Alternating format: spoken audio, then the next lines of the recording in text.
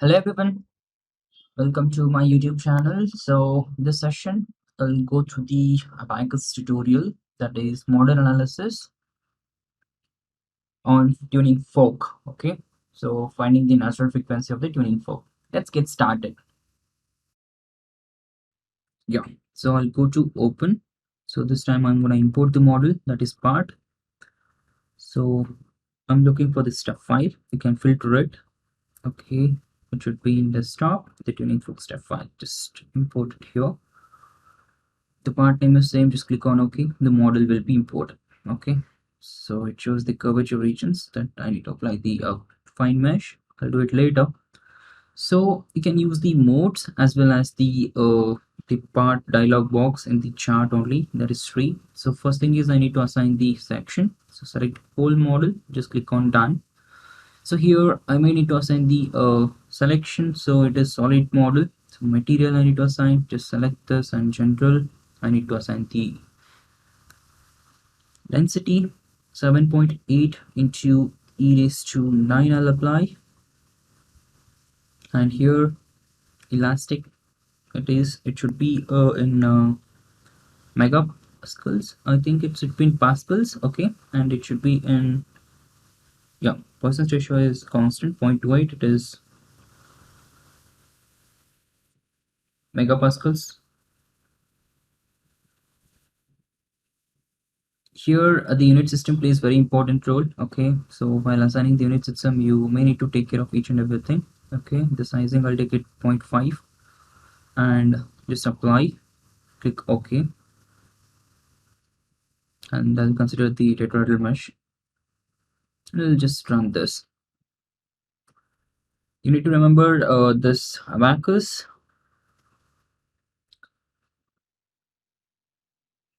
doesn't have the by default unit system. We need to refer the SI unit system, and how you're gonna consider the units, that matters a lot. So if you're considering the SI units, you need to take the SI units everywhere. You should not change.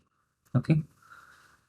Yeah, I need to assign the assembly part or assigned, and the step I need to assign. Very important stage here. You need to change to linear perturbation. So I'm looking for the frequency. Here I'll select the solver as Lanco's eigenvalue solver.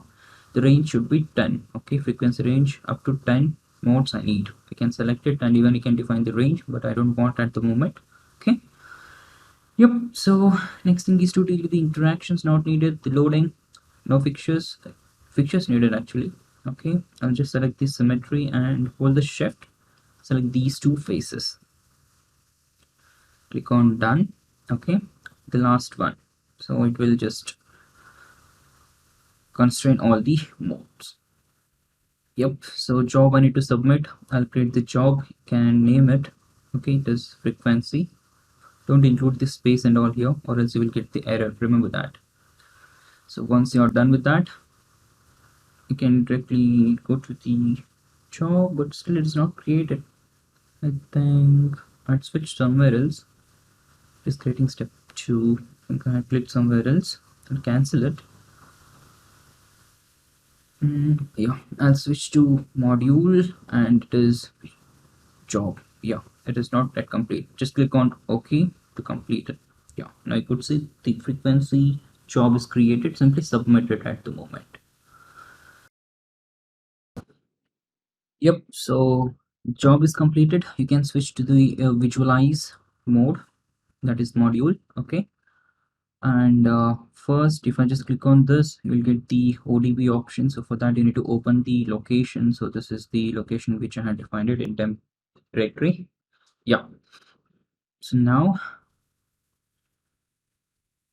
I'm looking for the results. So you could see this is the date and time which I had created the study and the analysis results and report. So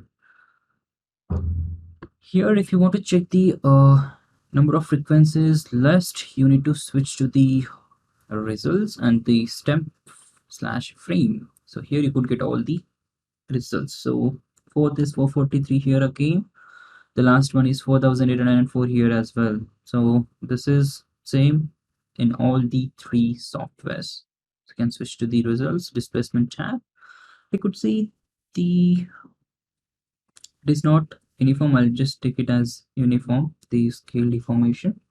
Okay, Now you can animate this so that you can orient however you want. But in short, so I'll reduce the speed here. Yep. So in short, you got the natural frequency of the tuning fork 443 hertz on an average. Yeah. So like this, we have seen the frequency ranges from 200 to 4800. But in short, we need to consider the first four or five natural frequencies to evaluate the any of the components natural frequencies. Okay, that is very important.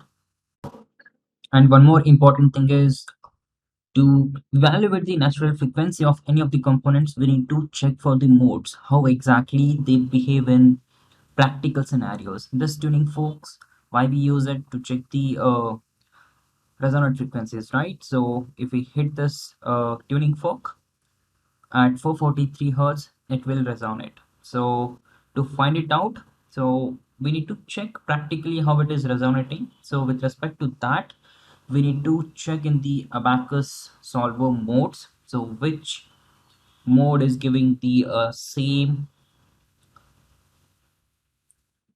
behavior inside the software. So from that, you can able to consider the natural frequencies. Okay, that is resonant frequencies.